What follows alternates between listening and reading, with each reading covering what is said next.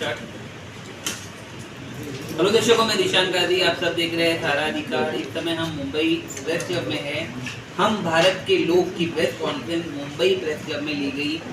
30 जनवरी वो इतिहास का दिन है जिस दिन भारत की आज़ादी के लिए लड़ने वाले राष्ट्रपिता महात्मा गांधी को शहीद किया गया था। शहीद दिवस पर पूरे भारत में लोग शहीदों को याद करने के लिए सुबह 11 बजे 2 मिनट का मौन रखते हैं। सशस्त्र बलों ने इंडिया गेट पर अमर जवान ज्योति स्मारक पर पुष्पचक्र अर्पित कर शहीदों को सलाम किया। सरकारी अधिकारियों ने राजघाट स्मारक पर गांधी को श्रद्धांजलि अर्पित की। स्कूल और कॉलेज छात्रों को दिन के महत्व के बारे में शिक्षित करने के लिए कार्यक्रम आयोजित करते हैं। देशभक्ति को भावना पैदा करने के लिए सांस्कृतिक कार्यक्रम, सेमिनार और प्रदर्शनियां आयोजित किया जाता है। ये किया जाता है उस व्यक्ति की याद में जिसका सबसे बड़ा योगदान भारत की आज़ादी के लिए है, जो और कोई नहीं, हमारे राष्ट्रपिता महात्मा गांधी जी है।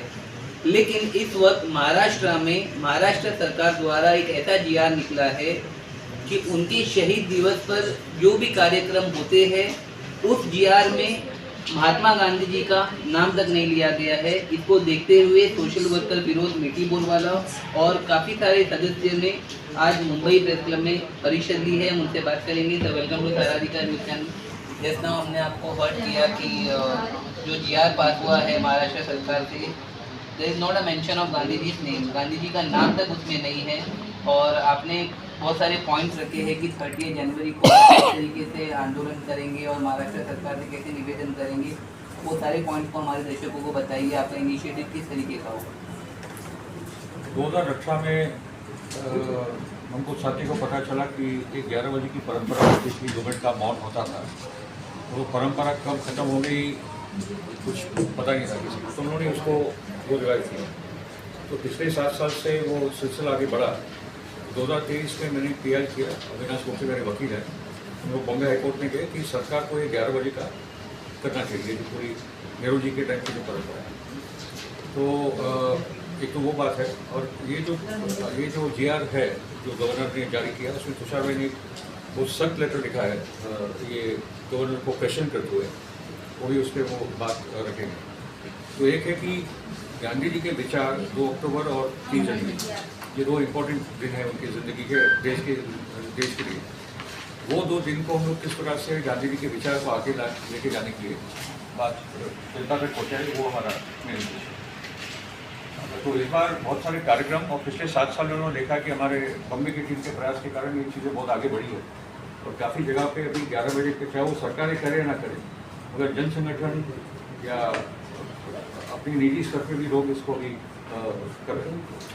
कुछ हद तक तो हम लोगों ने देखा है कि पिछले सालों में, और डॉक्टर जीडी पारिक हमारे स्वतंत्रता सेनानी जो 100 साल के हो चुके हैं, उन्होंने 2018 में को कहा था कि ये प्रयास जो आप लोग का है वो तो आज़ादी के बाद इतने बड़े पैमाने पे गांधी जी के ये दिन को, शहादत के दिन को याद रखने के लिए जो आप लोगों ने प्रयास किया है वो अभी तक हो नहीं है। ये उनका एक खुद का स्टेटमेंट था हमारे। तो मुद्दा ये है कि ये जीआर में से जो गांधी जी का नाम हटाया गया है, ये कोई छोटी बात नहीं है, ये देश के लिए एक शर्मनाक बात है। It is basically cause a lot of anger also and pain also. तो इस मुद्दे को हम लोग राष्ट्रीय स्तर पर अभी लेके जा रहे हैं। राष्ट्रीय मुद्दा है, हम लोगों ने बहुत प्रयास किया इसको एक राष्ट्रीय मुद्दा बनाने के लिए, उसके कुछ दिनों में आपको उसका असर भी दिखेगा।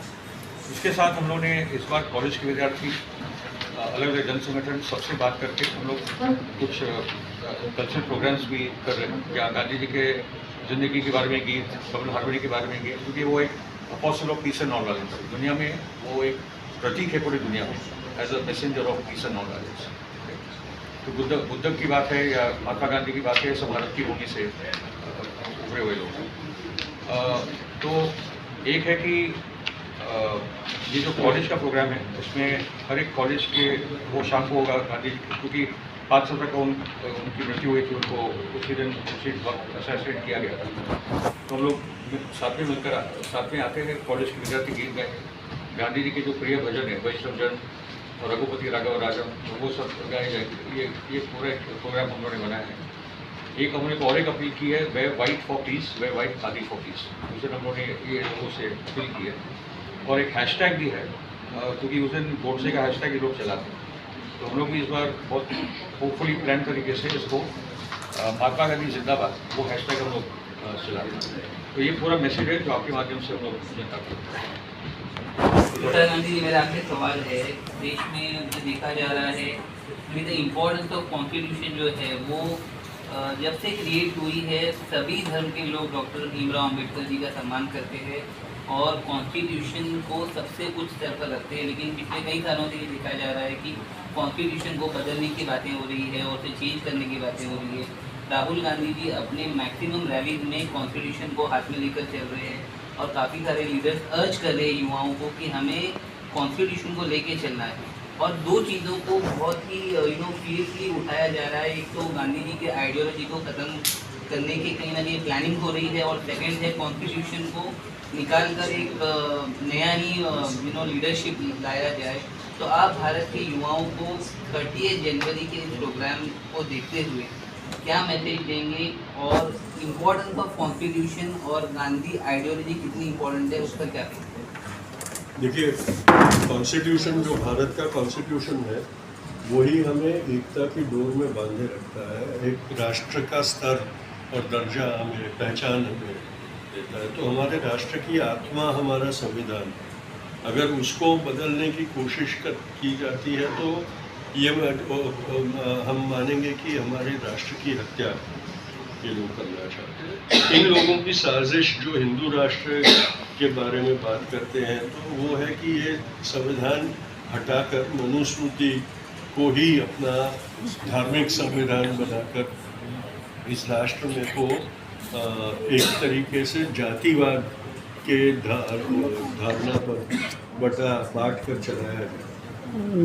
ये हमें हरगिज मंजूर नहीं है और इसलिए हर एक वो जो हमारे राष्ट्रीय त्यौहार है, राष्ट्रीय उजवनी है, उसमें उसका उपयोग करके एकता और संविधान के महत्व की बात लोगों तक पहुंचाने के लिए हम लोग ये कर रहे हैं। राहुल अपने तरीके से संविधान को एक सिंबल बना के भी दिखा रहे हैं और संविधान की बात भी अपनी हर बात में करते हैं। ये बहुत ज़रूरी है कि लोगों को संविधान क्या है उसके बारे में भी जानकारी मिले और इनकी साजिश क्या है इसके बारे में भी जानकारी मिले। इस साजिश का पर्दाफाश इस बार के लोकसभा चुनाव के पहले बीजेपी के ही एक विधायक ने अपने उसमें प्रचार रैली में कहा था कि हम 400 पार इसलिए मांग रहे हैं कि फिर हम सब चीज़ बदल सके और अपने आदर्शों का राष्ट्र हम बना सके। तो हम समझ सकते हैं कि मंसूबा क्या था और भारत के लोगों की ताकत का उनको तब अंदाज़ा हुआ जब भारत के लोगों ने ये उनको कहा कि आपको 400 पार तो हरगिज़ नहीं होने देंगे और बीजेपी को एक शर्मनाक नंबर पे ला के छोड़ दिया जहां उनको सरकार बनाने के लिए दूसरे पक्षों की बैसाखी की ज़रूरत पड़ी।